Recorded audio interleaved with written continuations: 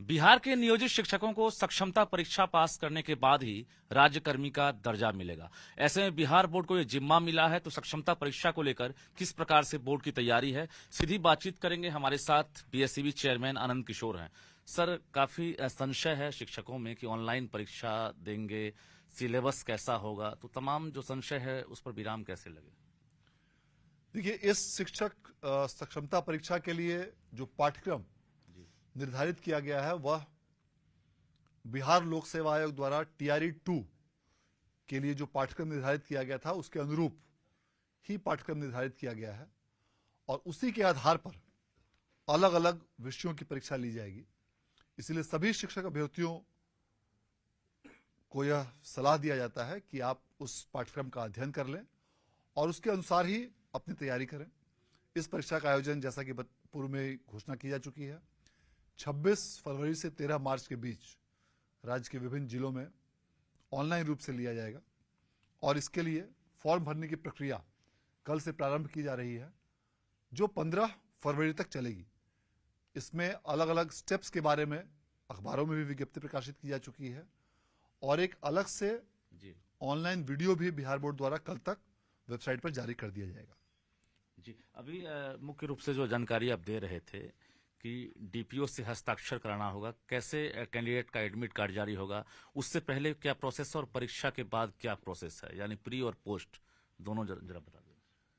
देखिए, यह चूंकि पहली बार इस प्रकार की सक्षमता परीक्षा ली जा रही है, इसलिए इस बार फॉर्म भरने की प्रक्रिया सामान्य परीक्षाओं से थोड़ी भिन्न है, क्योंकि इस परीक्षा की अर्हता वह कई चीजों पर डिपेंड करती है और यह नियोजन से संबंधित परीक्षा है। फॉर्म भरने की प्रक्रिया में जो भी शिक्षक अभ्यर्थी फॉर्म भरेंगे उसके पश्चात उनके लॉगिन आईडी से फॉर्म फॉरवर्ड होगा डीईओ के लॉगिन आईडी में। डीईओ कार्यालय द्वारा उसकी समीक्षा की जाएगी और यदि उनके द्वारा भरी गई सभी विवरणियां सही होंगी तो उस फॉर्म को बिहार विद्यालय परीक्षा समिति को भेज दिया जाएगा और तब उसका फॉर्म एक्सेप्टेड माना जाएगा।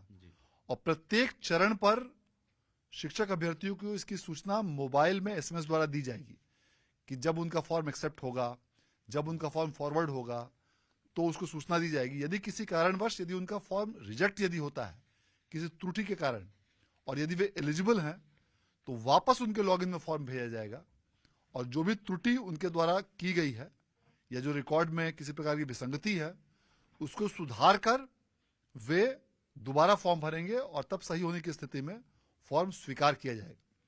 यदि इस प्रक्रिया में बीच में कहीं पर भी कोई कठिनाई हो या समस्या हो या डेटा में कोई प्रकार की समस्या हो तो वे जिला शिक्षा पदाधिकारी कार्यालय से संपर्क कर उस समस्या या विसंगति का निराकरण करा सकते हैं। जी, नेगेटिव मार्किंग नहीं है, ऑप्शन कितने होंगे और सवालों का मोड, चूंकि आपने सिलेबस तो कह दिया है, सवालों का मोड कैसा होगा, चूंकि पहली बार शिक्षक जो है इस प्रकार की परीक्षा दे रहे हैं?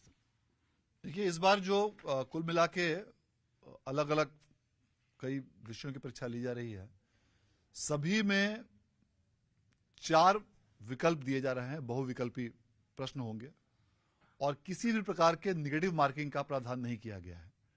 2.5 घंटे की यह परीक्षा आयोजित की जाएगी और परीक्षा में चूंकि एक ही विषय की परीक्षा एक से अधिक सिटिंग में भी किया जाना संभावित है विद्यार्थियों की संख्या को देखते हुए, अतः इस प्रकार के कंप्यूटर बेस्ड परीक्षाओं में जो राष्ट्रीय स्तर पर प्रक्रिया निर्धारित है नॉर्मलाइजेशन का, उस नॉर्मलाइजेशन की प्रक्रिया के अनुसार ही टीईटी की परीक्षा में या डीएलएड की परीक्षा में या ऐसे किसी भी ऑनलाइन परीक्षा में जो रिजल्ट घोषित किया जाता है उसी प्रकार से इस परीक्षा में भी नॉर्मलाइजेशन विधि का उपयोग कर किसी भी अभ्यर्थी का परीक्षा फल अंतिम रूप से प्रकाशित किया जाएगा। ऐच्छिक स्थानांतरण को लेकर 3 विकल्प मांगे जा रहे हैं, ये विकल्प क्या अनिवार्य है?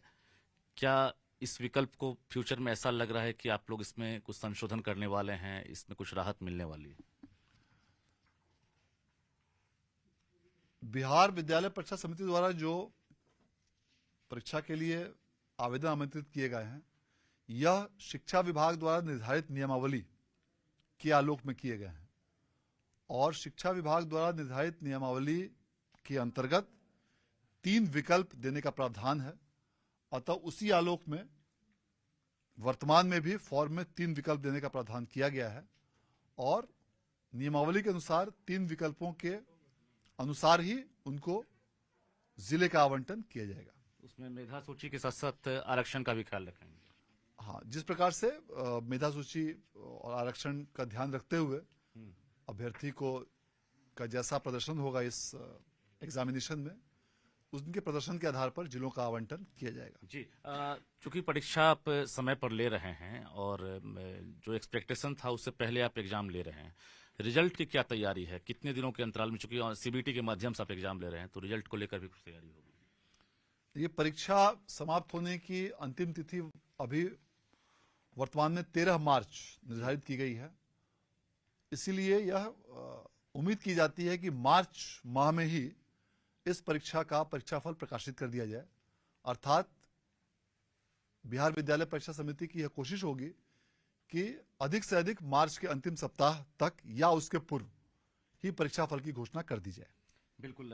एक और सवाल, चूंकि टीआरई 3 की तैयारी अब सरकार ने शुरू कर दी है और शिक्षा विभाग ने रिक्तियां भी मांग दी है कई जिलों से, तो बीएससीबी भी इंटरनल तैयारी में जुट गया होगा, क्योंकि एस्टेट और बीटेट को लेकर भी आपने पहले भी घोषणा कर दी थी।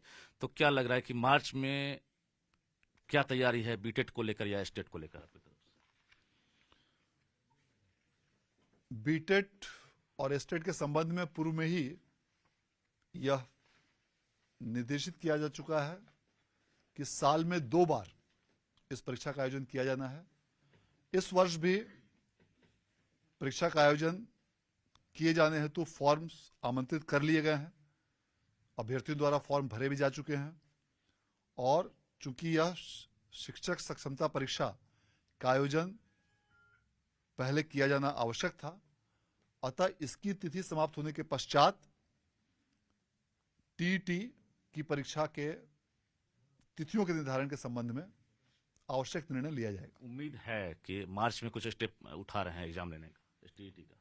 चूंकि ऑनलाइन रूप से परीक्षा केंद्रों में परीक्षाएं ली जानी है, अतः परीक्षा केंद्रों की उपलब्धता पर निर्भर करता है कि परीक्षा का आयोजन कब किया जाएगा। जी। किंतु निश्चित रूप से जैसे ही यह टीईटी की परीक्षा समाप्त होती है, इसके उपरांत जल्द से जब सक्षमता परीक्षा समाप्त होती है जी, इसके उपरांत जल्द से जल्द बीटीएट या एसटीएट के आयोजन की कार्रवाई की जाएगी। आखिरी सवाल कि चूंकि सक्षमता परीक्षा आप ले रहे हैं, एक बड़ी चुनौती भी है, चूंकि अनट्रेन्ड टीचर हैं जो कंप्यूटर नहीं भी जानते हैं, तो क्या कोई इसके लिए अलग से आप कंट्रोल रूम भी स्थापित कर रहे हैं जिनसे 24x7 हो या फिर 12 घंटे जो है कॉल करने पर शिक्षकों को कुछ मदद मिल जाए कि कैसे फॉर्म भरें? क्या ये है, ऐसा कुछ है?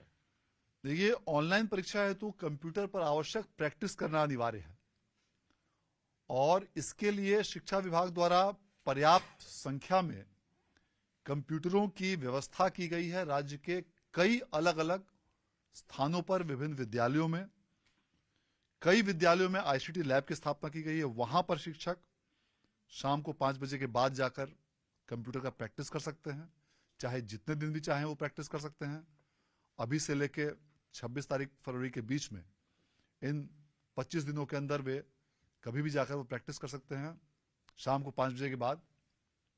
इसके अलावा जो भी नजदीकी उनके प्राथमिक शिक्षक प्रशिक्षण संस्थान है या जिला शिक्षा एवं प्रशिक्षण संस्थान है या शिक्षण प्रशिक्षण महाविद्यालय है, जी, इन तीनों जगहों पर वे कहीं भी अपनी सुविधानुसार शाम 7:30 से 9:30 के बीच जाकर प्रैक्टिस कर सकते हैं।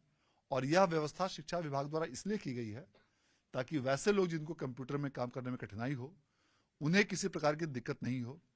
यह ध्यान देना आवश्यक है कि राज्य सरकार की नियमावली के अनुसार सभी सरकारी कर्मियों को कंप्यूटर की सक्षमता प्राप्त करना अनिवार्य है। यह सिर्फ शिक्षक के लिए ही नहीं बल्कि सभी बिहार सरकार के सभी कर्मियों पर यह लागू होता है। इसके लिए अलग से राज्य सरकार द्वारा नियमावली बनाई गई है, इसके लिए अलग से प्रावधान किए गए हैं कि उन प्रावधानों के अंतर्गत प्रत्येक राज्यकर्मी को कंप्यूटर की सक्षमता प्राप्त करना अनिवार्य है। इसीलिए कंप्यूटर के लिए यह आवश्यक उन शिक्षक अभ्यर्थियों के लिए आवश्यक है कि कंप्यूटर का प्रशिक्षण प्राप्त करें।